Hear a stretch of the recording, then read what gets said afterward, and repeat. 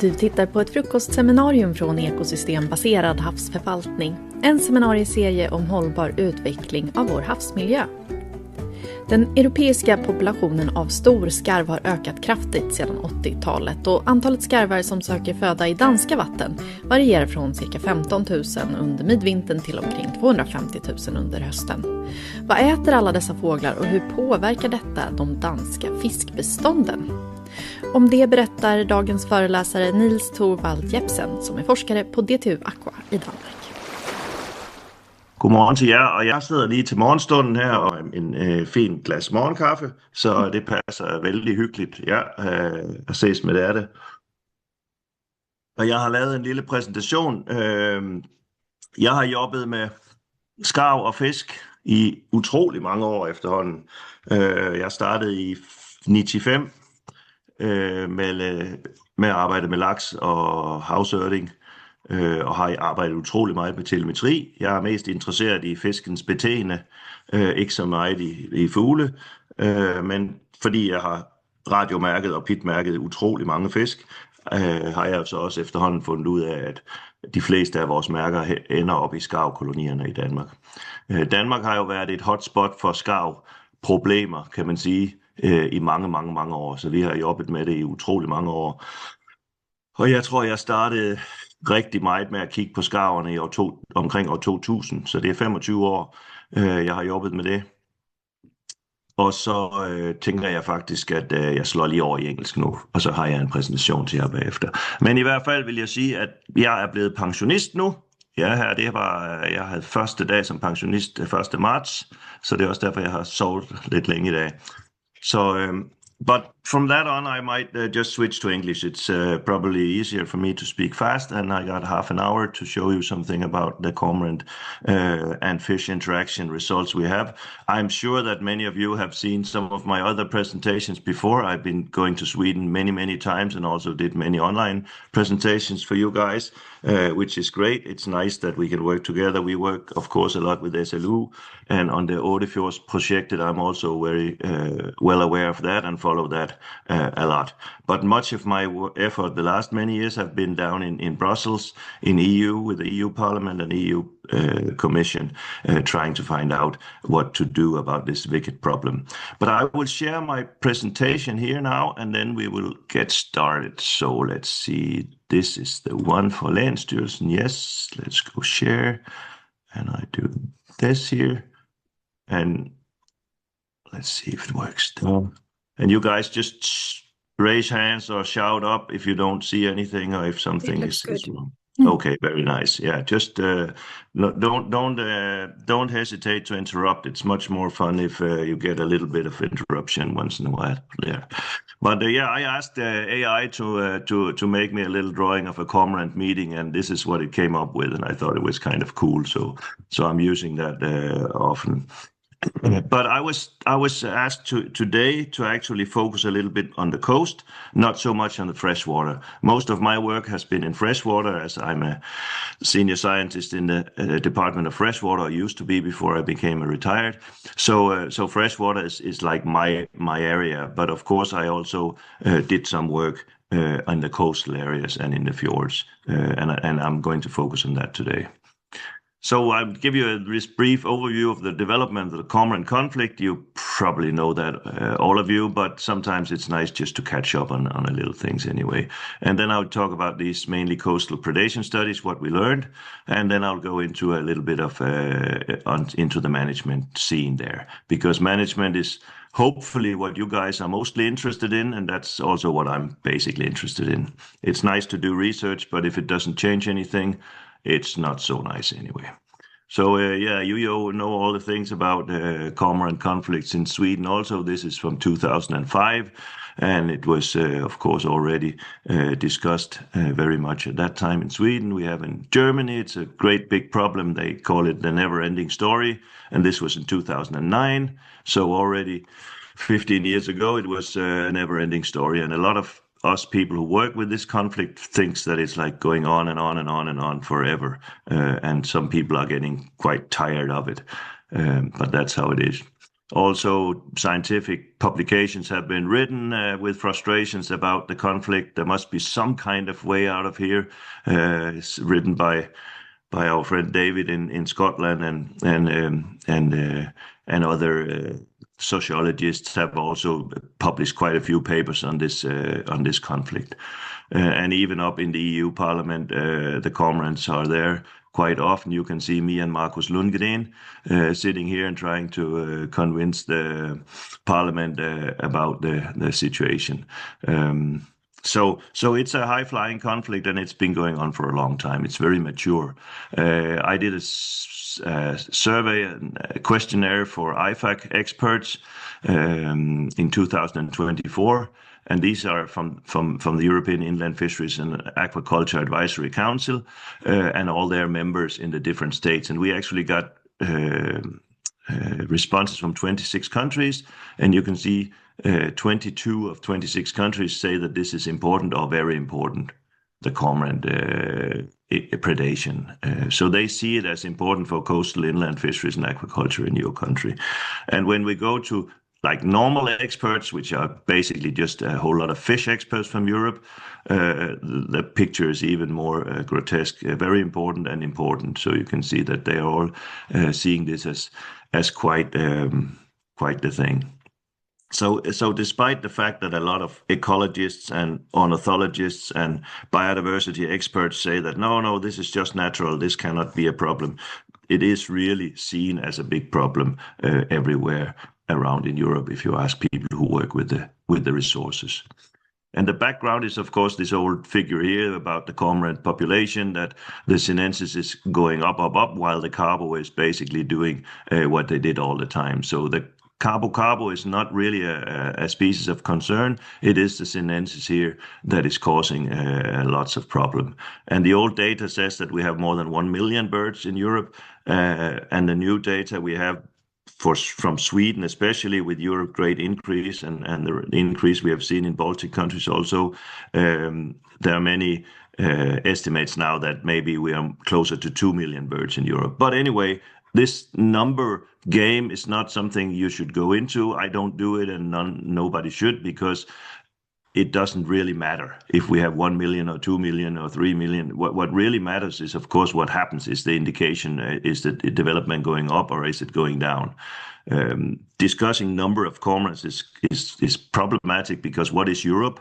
You have to make a very, very strict border, and then you have to decide which birds you are looking for, because sometimes we have birds from the Black Sea coming into Europe for a little bit and going out again, and so on. So it's becoming it's a discussion that a lot of people like to have on the social media about the number of birds, but it's not really, in my view at least, it's not really interesting. It's a little bit like having the discussion whether the sinensis is an exotic and invasive species or not. It's not very fruitful, because it's here, and we have to deal with the situation now, as I see it.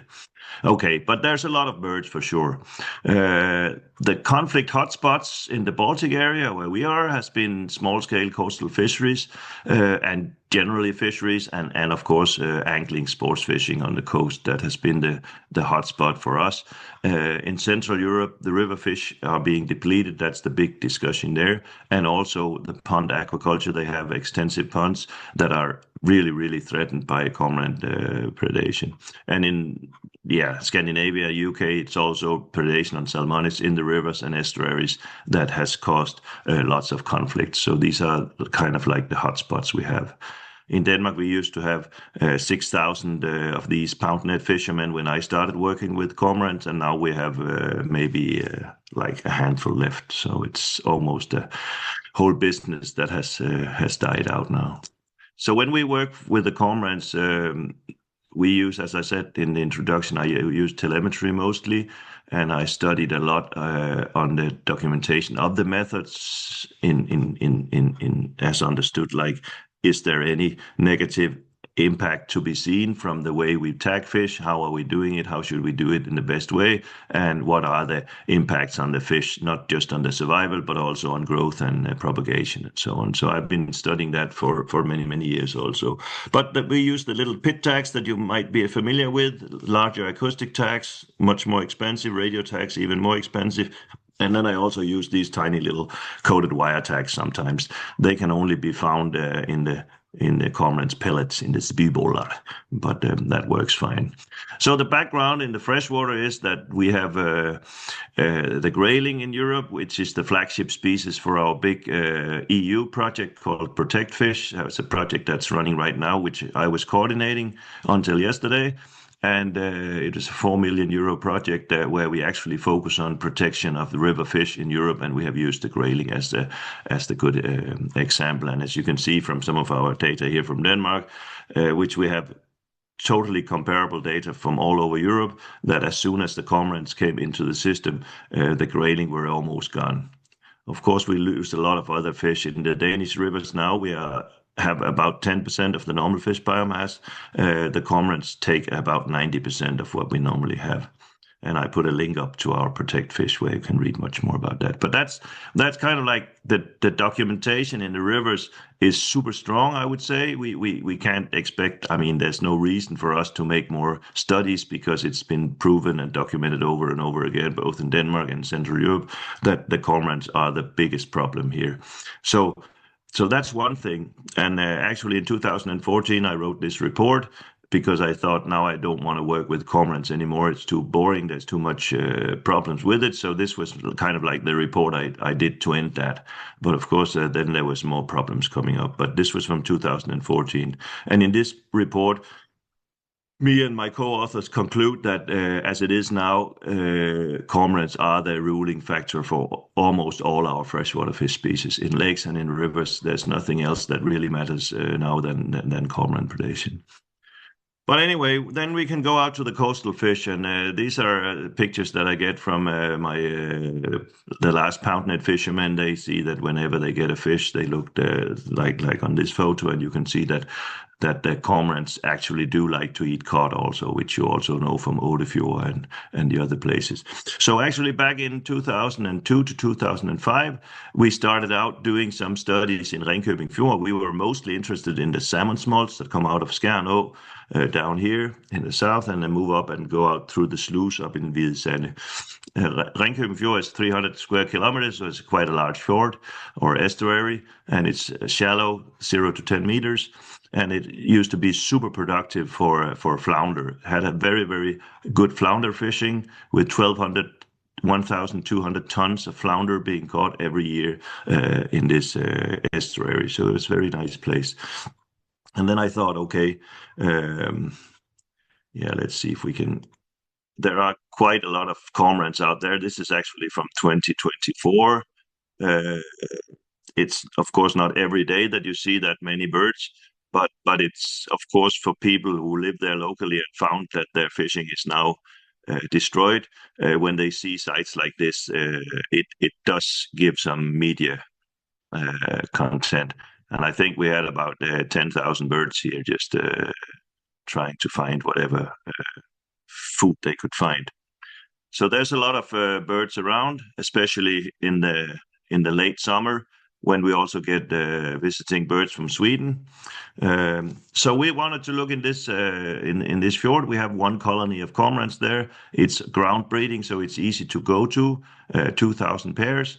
So I put these little coated wire tags in 10,000 eels that we released around in the fjord. And we also managed to get 4,000 little flounders from a pound net fisherman that we CV tagged. And then we also had a program of tagging salmon up in the river. These are stocked salmon, but there was 65,000 of those that were also released in the Skarvens River. So we had some fish to look for. So what we did was I had a student who went out every damn day and collected pellets in the cormorant colony. So we got intensive sampling. All these pellets that we got were scanned, and we counted birds very, very intensively also, so we knew how many birds were there every week. So when you get a beep in your scan, you kind of look and look and look until you find the little coated wire tag, and then you can see whether it was from an eel or from a salmon smolt or from a flounder. So that was the way we did that. At the same time, we also took some subsamples and did otolith analysis from these pellets, and the results were really, really crazy. I mean, we had found out that the cormorants would be eating 1.4 million flounders in 1 year. So 1.4 million flounders and almost 1 million dab. And then you can see withing and even perch, 150,000 perch, 38,000 eels, 33,000 salmon. It's a lot of fish. And these had nothing to do with tagged fish, of course. This was just based on otolith analysis and the knowledge we have about the number of birds there. But when we then look at the results totally, we used also radiotelemetry up here. I don't talk about that because that was mostly from smolts, and that showed what we normally know, that 40 to 50% of all the smolts are eaten from the cormorants. But the coded wire tagging in 2 years showed us that 40 to 50% of the eels were eaten in 1 year, and all the flounders were eaten in 15 days. So we saw that after 15 days, there was not one single tag coming in anymore. So all these flounders were just eaten up in 2 weeks. And as I said, the pellet analysis showed the same figure, 1.4 million flounders. And the estimation of the recruitment for the total fjord of flounders has been about 1.5 million always. So you can see that it's not strange that they don't catch any flounders anymore in Ringkøbing Fjord. The catches from the commercial fishermen went from 1,000 tons before the cormorants came, and now to 500 kilo after we have cormorants. So nobody is really fishing there anymore. This is published in 2010. And when we talk about the small predation, that is also somewhat interesting from you. I published a paper here in 2019, I think, where we kind of collected 20 studies and tried to see all these studies with different fish, different areas, different ways to do it. What was the mortality by cormorants? And the average we get out is 47%. So when you lose 47% of your smolts, it means that you get 47% fewer fish back because there's no density dependence survival at this stage. So a very important impact on our salmon. Here, this is from the Salmon River up in Storåen. This is the Denmark's best self-reproducing salmon river, and you can see that this is not super nice to see.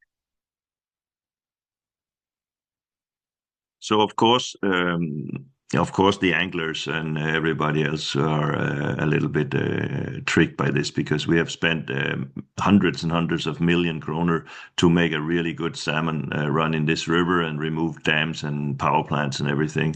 And now it just seems that it goes down and down and down every year because the cormorants are eating the fish. And when we look at flounders, we had one more study. A colleague of mine looked at reduction in flounder survival around a big colony in the northern Jutland, and she showed clearly that the closer you got to the colony, the lower flounder survival you had. So a nice halo system where you have a colony here, and within 20 kilometers, you have a big impact of the cormorants. And we also did this desk study, which is just, you probably know it's from Sture Hansson from Stockholm University. And we tried to look at the number of birds and seals and how much they eat, and then look at if they could be an impact. Sture always said that if fisheries have an impact and cormorants take the same, they also have an impact. So you can see, for example, for perch, the cormorants are eating so much more than both the pike and also than the humans are, the seals, sorry, than the seals and the humans are taking. So of course there is a background for a big impact here also. But when we go to the Western Baltic, this is what happened. In 1987, we had a trawl haul on the site here from DTU Aqua boat Dana, and we had an exact same trawl in 2020. So that's about 13 years after, and you can see how that looks. No, that's not right. 33 years after. So after a while, this is what we see now. Very small, very few caught. So the Western caught case, you can also look at like we do. We know the number of cormorants that we have in the area. We know how long time they spent. So we know how many days they will take 500 grams. We also have information from 2 studies about the proportion of cod, how much cod is there in the diets. And we also know the size distribution of the cods that are eaten. And just with these few information, you can make very nice estimations, and it shows that 25 million cod are eaten every year by cormorants in the Danish part of the Baltic Sea. Then I don't have the Mecklenburg-Vorpommern or Schleswig-Holstein, the German colonies. This is only from the Danish birds. And 25 million can be a lot, but it can also be little. It depends on the recruitment, and it depends on the density-dependent mortality and so on. But as the cod are becoming more and more scarce, each individual are more and more important, is my, at least what I claim. And the cod recruitment was estimated to 4 to 17 million cod per year. So you can see that based on that from ICES, the cormorants actually eat much more cod than are even recruited every year. And if you look at what the fishers have been catching in 10 years, they caught 12.4 million individuals, while the cormorants took 250 million individuals. Of course, different sizes, but if you think an individual count, you can kind of see how important cormorant predation is, even on a fish like the cod. As you know, the landings have gone down and are now there's no fishing at all for cod in our subdivisions in ICES. The flounder landings have also gone down, as you can see, to almost nothing. And it also has, of course, impacted these are the Danish coastal fishing. Small boats have gone from over 2,000 to now only a few hundred. So the whole coastal fishing is basically under decontamination. It's going out, all of it. So to try to look at this from another side, now we have the theory, but now we want to look at the other side. So we want to check with a pilot study from the other side of it, namely by tagging some fish like we normally would do in freshwater, and then seeing what happened. And we did the study down here in the southern part of Lillebælt in Jutland, a place called Gennerbugt. It's an open coast. It's quite nice open area with deep water coming in. And we tagged fish both in 22 and 24 in this area. There's a cormorant colony lying pretty close by with about 400 or 500 nests. So not a huge big colony, but a medium-sized one. So we were getting fish from we had one pound net fisherman left there. He has 2 nets, but he gives us nice live fine fish and put them in a box. And we come every second day, and then we look at them and sort them out and take the very best ones. And then we would tag them and release them right there on the side. Here's what you can see the size that we tagged of fish in 22, and also in both from cod and from flounder. So we managed to tag about 5,000 fish in total, a little more than 5,000 in the 2 years. And then you basically just tag your fish, release them, do nothing, and then you go out and scan with this scanner. But again, you don't know if you find 2 tags. What does that mean? Does that mean 2 fish eaten, or 5 fish eaten, or 20 fish eaten? Because you don't really know your efficiency. You can test your efficiency of scanning, but you cannot really test how many of the fish that are eaten are actually ending up in places where we can scan. So to try to find out that, we did a very smart thing this time. We managed to have 2 feeding experiments where we actually, in a great big net, fed the cormorants with 100 pit-tagged fish. We had cameras on the poles by the net, so we could see if the gulls were taking any of the fish, and they did take a few. And then we knew that the cormorants have been eating the rest. And then, of course, we just looked at how many do we find of these when we do our scannings.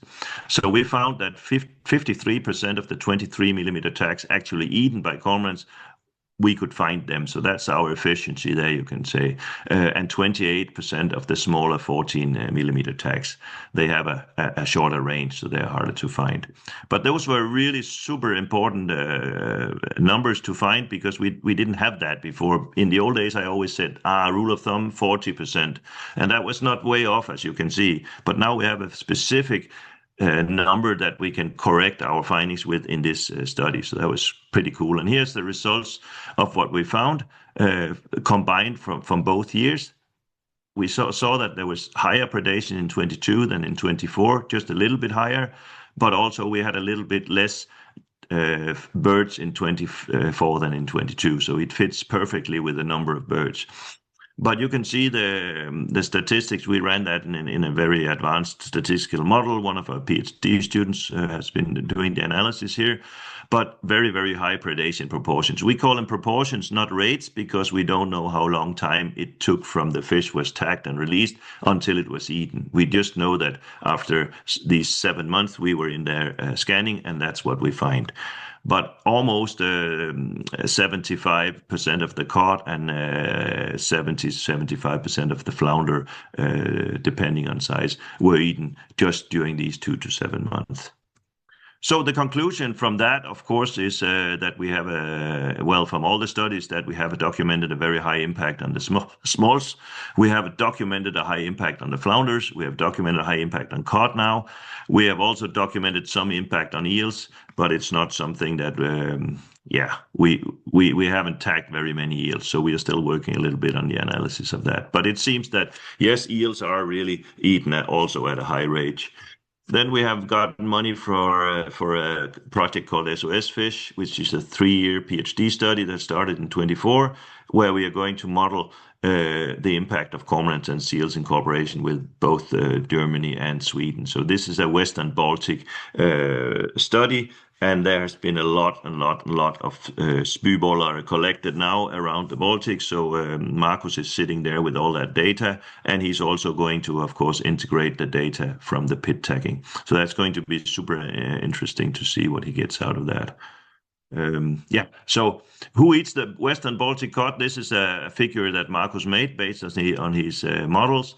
And you can see that fisheries was super important for the cod up until 2020. And of course, because the cod number and biomass had declined a lot, the predation becomes more and more important. So it's not that the birds and fish actually eat that much more fish. It's just because the total amount of fish has become so low that the predation is now the factor that rules the whole thing. So it's something to think about for sure. So if I should go into management, is that okay, Christine, or should we take a little break or just take a few slides of management stuff? Ja, men gärna ett par slides av management, men kanske hålla sig 5-10 minuter max. Så tar vi frågor. Det blir det. Det är bara, I just want to show you that the way we have set it up in Denmark, which you probably know, we have this one cormorant group under the Ministry of Environment where we have stakeholders, managers, and experts. And we have actually been meeting since 1997, where the first cormorant plan came. So it's a long tradition here. Yes, and the measures we use is egg oiling, prevention of new settlements, protective shooting, regulation outside breeding season in the rivers, and also regulation in winter roosting sites. So these are kind of like the measures that we can use. Here's the management plan. It's actually a decent report. It includes historical info, scientific info, and also experiment with different management measures. So that has been revised every 5 years. Now we have more like an adaptive one that is revised whenever there's a need. So it's a little bit different right now.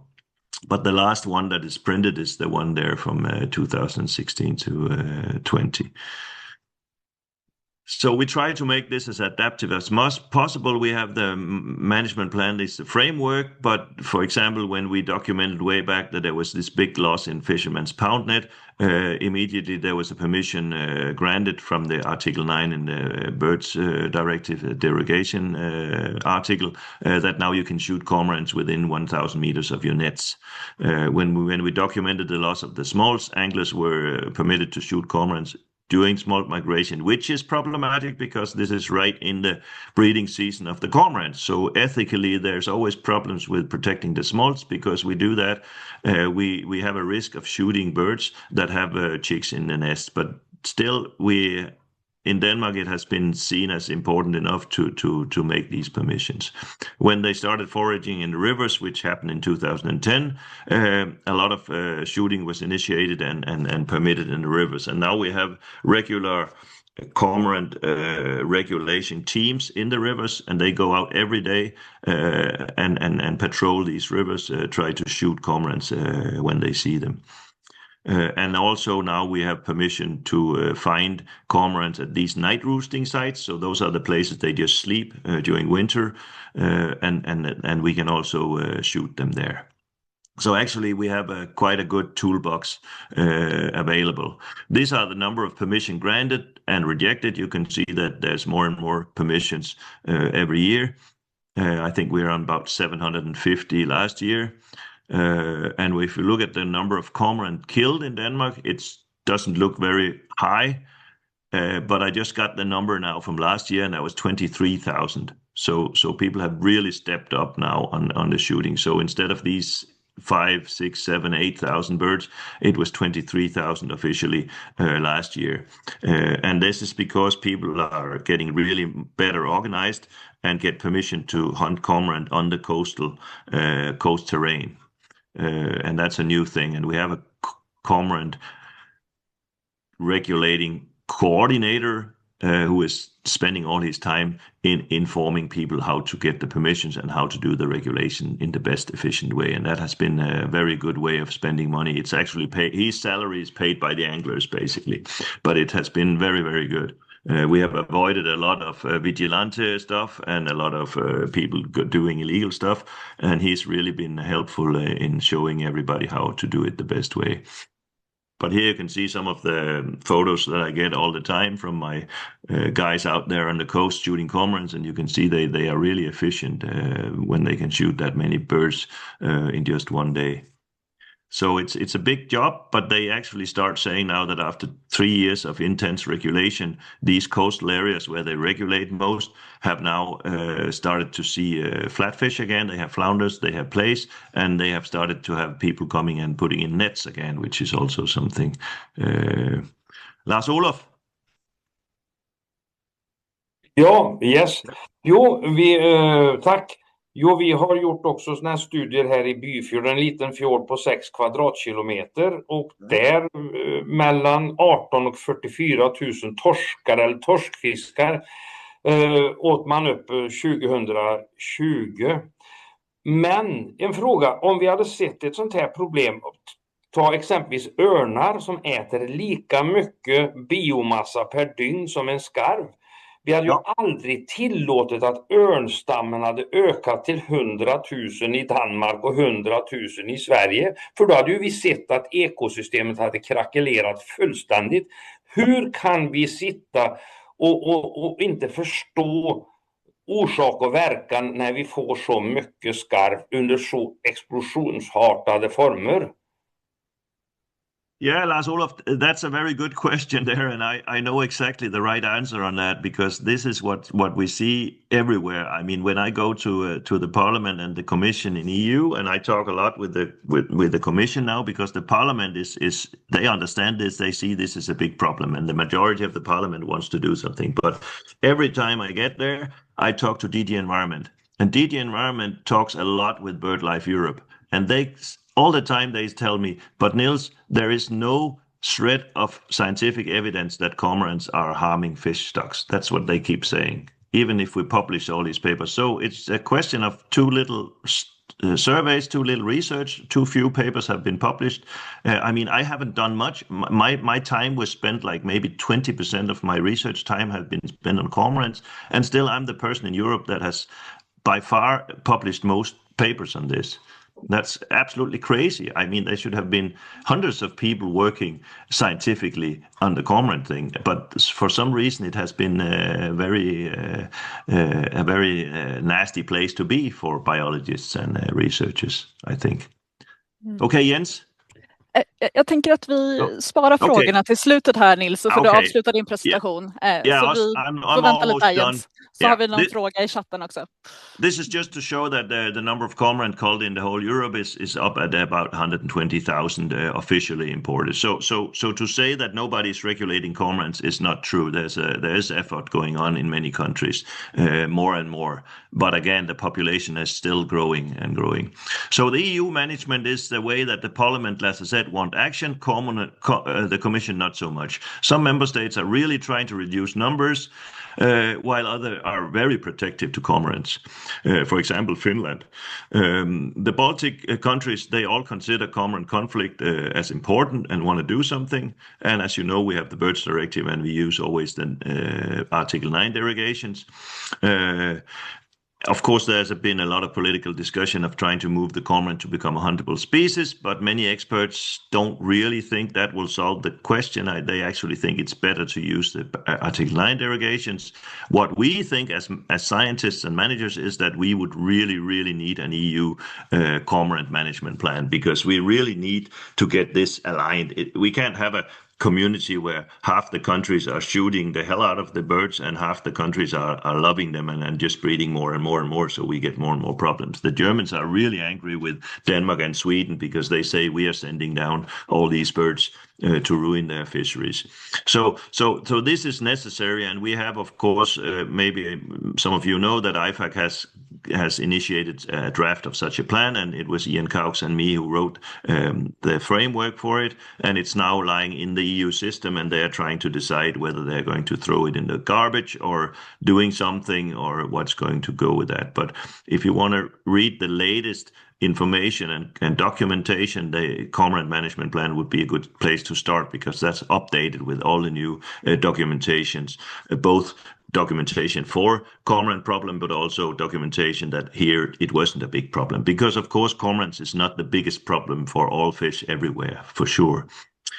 What we really hope for, because EU cormorant management is a long shot, it takes a long time, we would really, really love in Denmark to have a Baltic regional plan, and everybody seems to be super positive to that. Even the Finnish government has said, yes, we would very much like to be part of a Baltic regulation plan for cormorants. So there's nobody who don't want it. Maybe Schleswig-Holstein is a little bit difficult, but all the rest of the countries, Poland and so on, are eager to participate. So I just hope that the managers and politicians will be able to gather people. I've had a Nordic group of cormorant fisheries interaction, but that was on a scientific level. We have had that for many, many years, supported by the Nordisk Ministerråd. But this here would be a very, very good tool to start with if we can get a Baltic regional plan. And as I said, we have this DGMR money from MFAF, and we had made the survey about the conflict that I showed you about, a normal cormorant culled. We also drafted this management plan, and it has 68 pages. And just a little bit of commercial for that.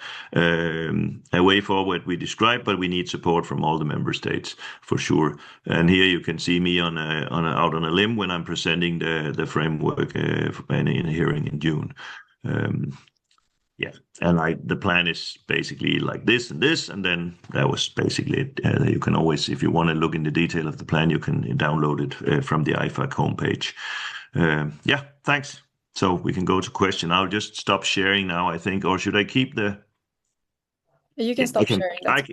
Okay. It's just that if we want to go back to some of the slides. Yeah, that makes sense.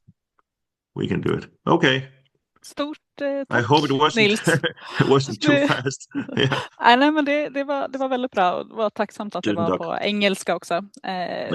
Vi öppnar upp för lite frågor. Ser att Jens håller upp handen här, så har vi lite frågor i chatten. Det finns säkert fler frågor från er som lyssnar. Jens, vill du inleda? Alltid frågor från Jens. Vi tar det på svensk-danska, Nils. Men vi känner ju oss hinanden godt fra Prag nu. Steg 1 är tack för ett bra föredrag, och för övriga som lyssnar så kan vi bara säga att vi har ju påbörjat samarbete med er i Danmark i ett antal olika delar.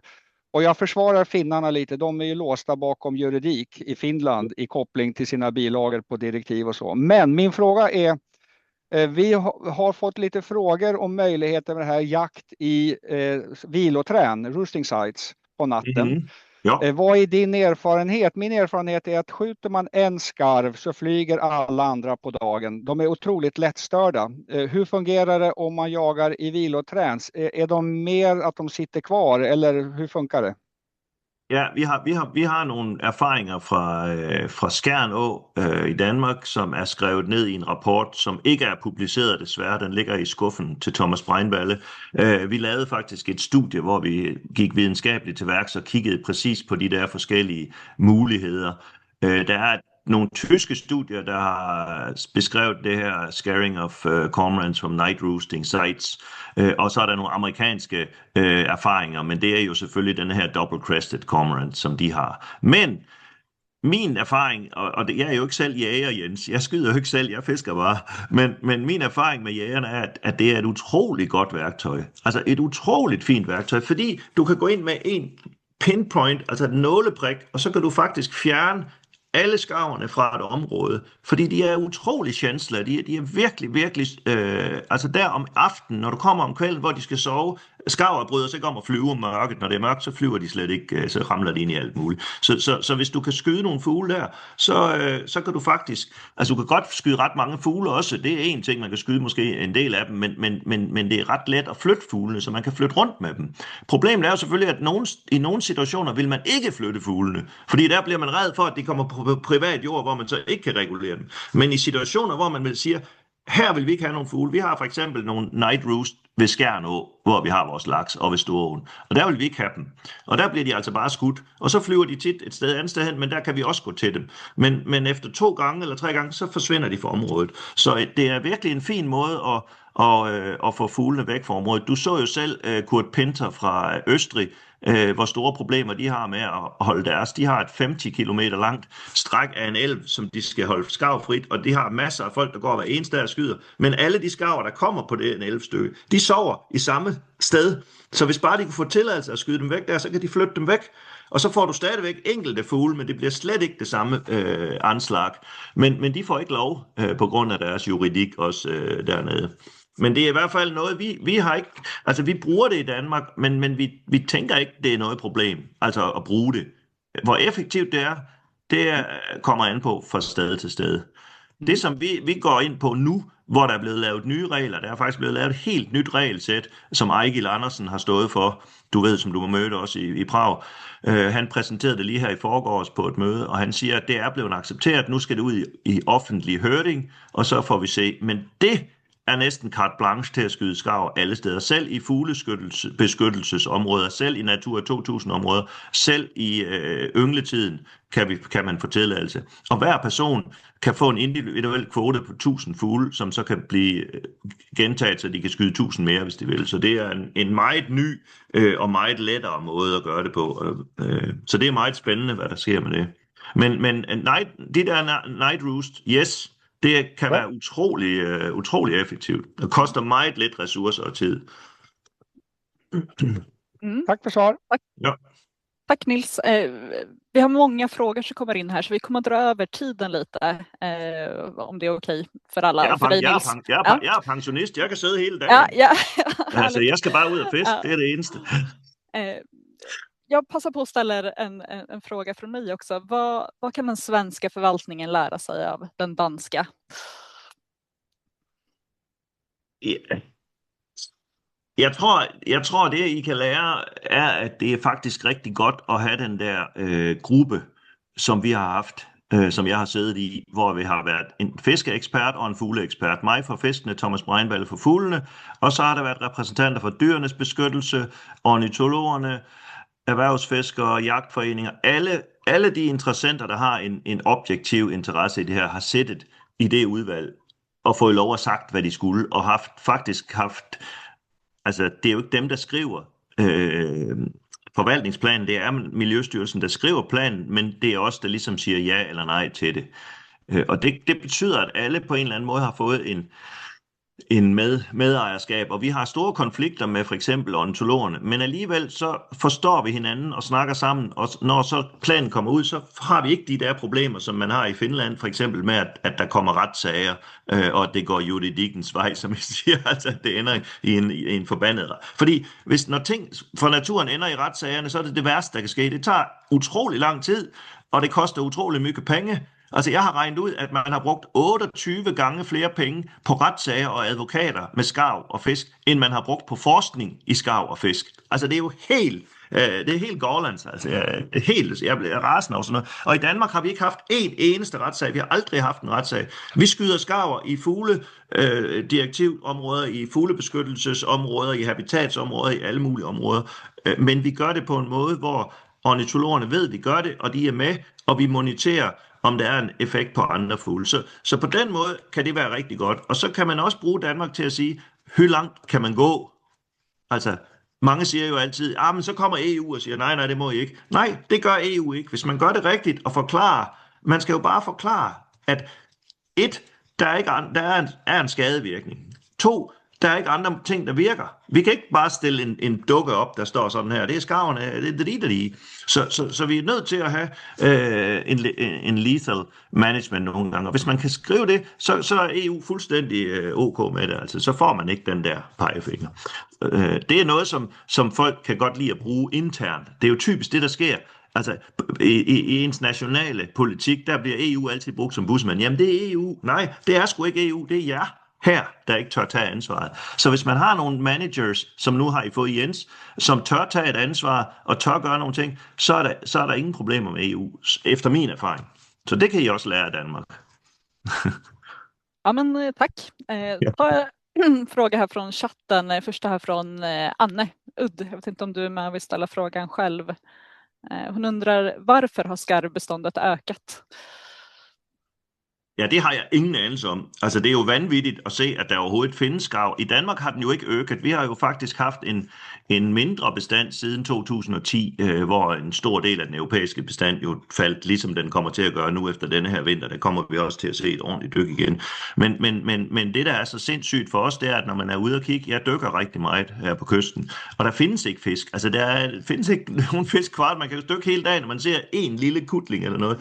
Og alligevel så er der ikke et kæmpe tal, men der findes skarver. Altså, hvordan de kan finde mad, det viser jo også, at det er en helt fuldstændig uovertruffet jæger, og så har den jo, altså skarven har jo det, at den er meget mere effektiv end ørner og en sæl, og altså den er jo mere effektiv end alle andre dyr, vi kan tænke på. Vi har jo også problemer med odder og fiskehajer og alt muligt.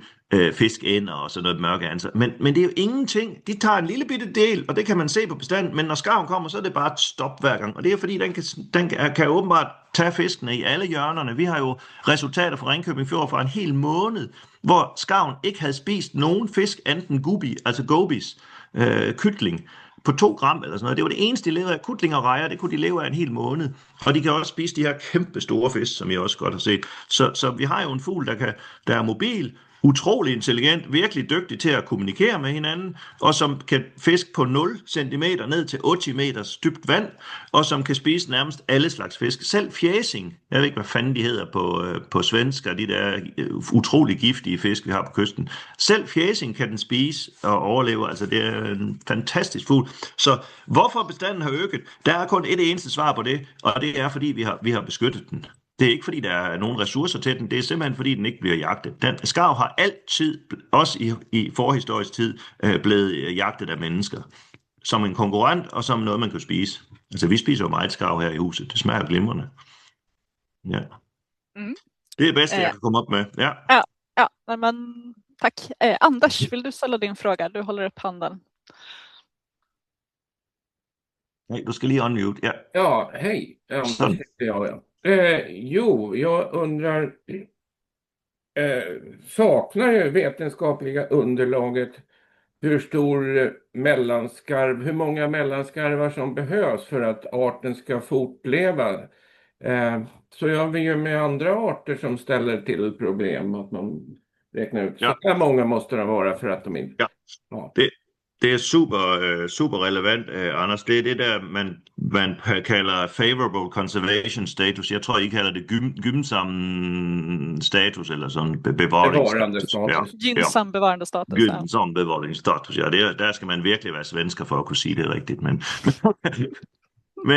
Men ja, vi arbejder med det. I mit projekt Fish har vi faktisk en hel task, en hel opgave, som består i at faktisk komme med et rigtig godt videnskabeligt grundlag til at sige, hvad er favorable conservation status for mellanskarven. Vi har også den samme opgave faktisk for stallingen, altså hard Så vi laver både en beregning for hart, og så laver vi en for skarv, og det er Thomas Breinballer, der sidder og gør det, og der kigger vi jo på forskellige måder, man plejer at gøre det her på, fordi du har fuldstændig ret, det er den helt store svagheden ved fugledirektivet, det er jo, at der står, at der skal være favorable conservation status, men ingen aner, hvad det er. Fordi skarven, det er jo en stor population. Vi har jo det, der hedder en pan-mictic population. Det er jo alle sammen, vi har jo ikke en dansk, eller en svensk, eller en tysk skarv. Det er jo alle sammen i samme population. Og det vil sige, at vi skal faktisk kigge på hele den størrelse. Og det vil jo sige, at hvis vi er på 5.000 par i hele Europa, så er det nok. Altså, der er ingen problemer med at have 5.000 par. De vil sagtens kunne overleve stadigvæk. De vil have en lidt større risiko for at blive udryddet, men hvis vi så har 50.000 par, jamen så er det helt uden for normale grænser. Altså, der findes jo en god artikel i Vogelwelt, et tysk videnskabeligt magasin, som har kigget på skarvens udbredelse i Europa helt tilbage fra år 900, altså de ældste kilder, man kunne finde. Og de konkluderer, at skarv, og de kan jo ikke se, om det er mellemskarv eller storskarv, altså carbo eller carbosinensis, men de siger, at skarven har været i Europa altid siden for 1000 år, men altid meget fåtallig. Altså en lille bestand. De regner med, at der aldrig har været over 50.000 skarver i Europa. Og nu har vi så 2 millioner næsten. Så det er jo også en helt uhørt situation. Det er jo klart, der er jo ingen af vores fisk, som har nogen forsvarsmekanismer til skarven. Det ser det i hvert fald ikke ud til. Vi laver undersøgelser, hvor vi kigger på habitat complexity, hvor vi prøver at putte en hel masse juletræer og alt muligt gemmesteder for fiskene ned i noget vand, og så ser vi, om skarven kan tage den. Og skarven er lige så effektiv. Uanset hvor mange gemmesteder vi putter i, så tager den det bare alligevel. Så vi har ikke noget forsvar mod skarven, kan vi sige. Så det vil være det er en god idé, og det er også noget, vi kommer til at arbejde med. Problemet, Anders, det er jo, at BirdLife Europe, de klager jo hver gang, vi kommer med sådan noget, så siger de jo, det er jo helt vanvittigt, der skal mindst være 1 million skarver og sådan noget, fordi de mener, at så højt som den nogensinde har været, det er ligesom der, den skal være naturligt. Hvor vi mener, at det handler det jo ikke om. Det handler jo om, at den skal være på et niveau, hvor vi er sikre på, at der er skarver nok, og at skarverne ikke risikerer at blive udryddet, altså, eller blive truet. Så. Ja, jag menar ju att man måste ställa den bevarande statusen emot bevarandet av Östersjötorsk och våran rödlistade ål och våra bestånd som vi lever utav. Og habitatsudpeget, det er jo det hele vores Protect Fish går på. Det går jo netop på, at vores ferskvandsfisk i floderne er det allermest truede dyregruppe, der findes. Det er den mest hotede gruppe af alle dyr i hele Europa. Det er fiskene i elvene. Og mange af dem er habitatsudpeget på habitatsdirektivet og på rødliste, ligesom ålen og så videre. Men ingen gør noget for dem. Og når så skarven er den store problem for dem, så bliver det intet gjort. Altså intet. Man moniterer ikke engang på dem. Og det er jo helt vanvittigt, at man behandler fiskene som ikke... Fisk er ikke natur, men fugle er natur. Det er jo det, der er problemet. Fisk, det er bare mat. Og det er jo den man skal væk fra. Ja. Tack Niels. Nu har vi 5 minuter kvar här. Kerstin, du undrar lite om toppskarv. Vill du ställa din fråga själv? Ja, det kan jag göra. Alltså toppskarven har ju tidigare varit väldigt ovanlig ut efter svenska kusten i alla fall. Men nu ökar den ju ganska kraftigt. Ser ni samma ökning i Danmark? Och har man börjat fundera på om det här blir lite grann samma problem med den här då som är sinensis? Kirsten, det vidste jeg faktisk slet ikke. Jeg har godt hørt lidt om en top. Jeg har aldrig set en topskarv i mit liv.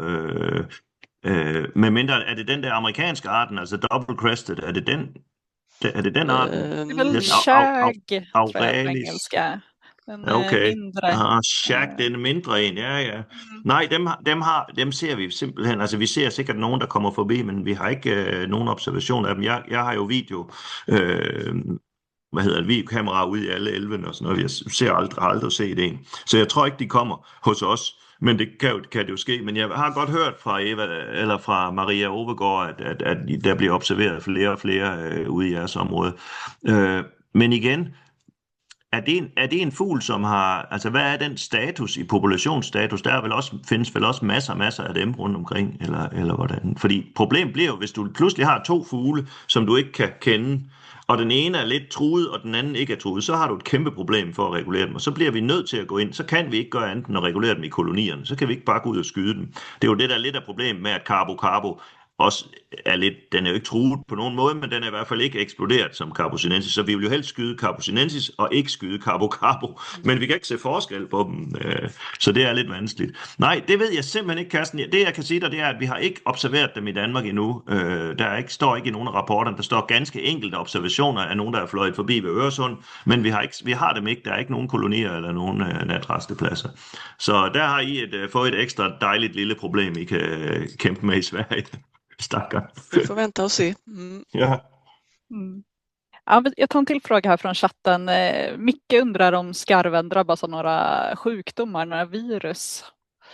Ja, altså, jeg har jo altid sagt, at skarven er jo sådan et relikt dyr, som ikke har ændret sig, ligesom hajer og så videre i millioner år næsten. Den er jo meget primitiv fugl på den måde. Men så den er ikke særlig sårbar over for virus. Nu findes der jo i den her vinter, har vi fået fugleinfluenza rigtig meget, fordi fuglene er afkræftet af sult og kulde. Så jeg har lige læst, at de har samlet 100.000 vis af fugle op langs kysterne, men ganske få skarv. Jeg tror, vi har et eneste tilfælde i Danmark af en koloni, hvor der var fugleinfluenza, hvor der døde altså mange fugle. Men de er meget, meget modstandsdygtige mod. Og man skulle jo tro, en fugl, der lever i kolonier oven i deres egen bajs og pis og lever så tæt, og som oven i købet har utrolig dårlige fødeforhold og altid er sultne og altid underernæret, altid helt fyldt med parasitter. De burde jo være virkelig sårbare, men det er de åbenbart ikke. De kan også have Newcastle's disease, uden at de udvikler den, men de kan smitte tamfuglene. Så nej, desværre kan vi ikke rigtig... altså sælerne forsvinder jo en gang imellem ved hjælp af sælsygdom, men vi ser det ikke med skarverne. Vi har aldrig set det. Nej.